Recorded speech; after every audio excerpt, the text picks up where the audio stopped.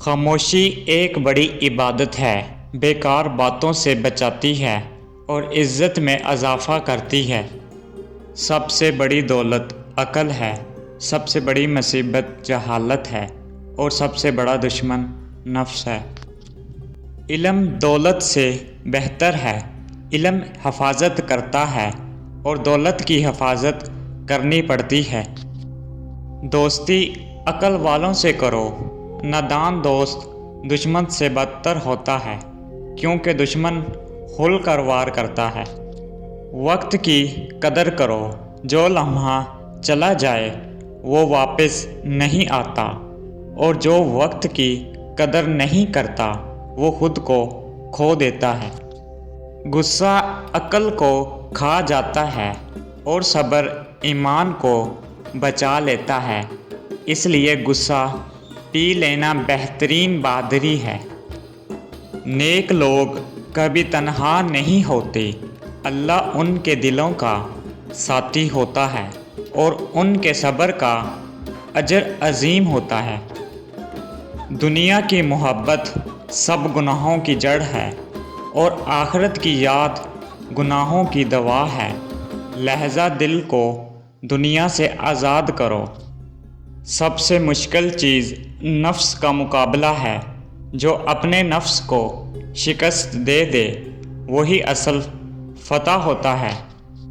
بد نصیب وہ نہیں جس کے پاس مال نہ ہو، بلکہ وہ ہے جس کے پاس اخلاق نہ ہو، کیونکہ اخلاق دلوں کو فتح کرتے ہیں۔ جو شخص تمہارے غصے پر قابو پا لے وہ تمہارے دل پر قابض ہو جائے گا، کیونکہ صبر دلوں کو جیتتا ہے۔ عقل مند وہ ہے جو ہر حال میں سیکھتا ہے، غافل وہ ہے جو ہر حال میں کھیلتا ہے، اور نادان وہ ہے جو ہر حال میں بولتا ہے۔ زبان کا زخم تلوار سے زیادہ گہرا ہوتا ہے، سوچ سمجھ کر بات کرو، کیونکہ الفاظ واپس نہیں آتے۔ کسی کی خاموشی کو کمزوری نہ سمجھو، یہ عقل کی علامت بھی ہو سکتی ہے اور وقار کی حفاظت بھی۔ تین چیزیں زندگی برباد کرتی ہیں: زیادہ غصہ، جھوٹی انا اور بے وجہ کی نفرت۔ ان سے بچو تو سکون پا لوگے۔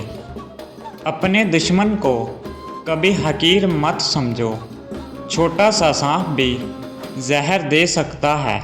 ہوشیار رہنا عقل مندی ہے۔ سب سے سچا رشتہ وہ ہوتا ہے جو بغیر فائدے کے بھی قائم رہے، ورنہ دنیا میں سب مطلب کے بندے ہیں۔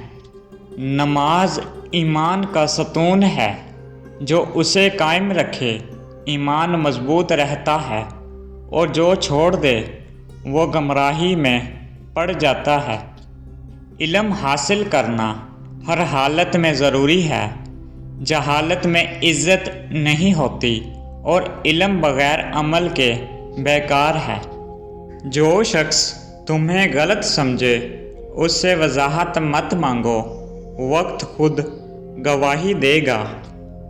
جو خود کو پہچان لے وہ اپنے رب کو پہچان لیتا ہے۔ خود شناسی معرفت کی کنجی ہے۔ لوگوں کے عیب نہ تلاش کرو، اپنے گریبان میں جھانکو، اصلاح پہلے اپنی کرو۔ سب سے افضل عبادت انتظار فرج ہے، یعنی مشکل کے بعد آسانی کا یقین۔ یہی امید ایمان کا حصہ ہے۔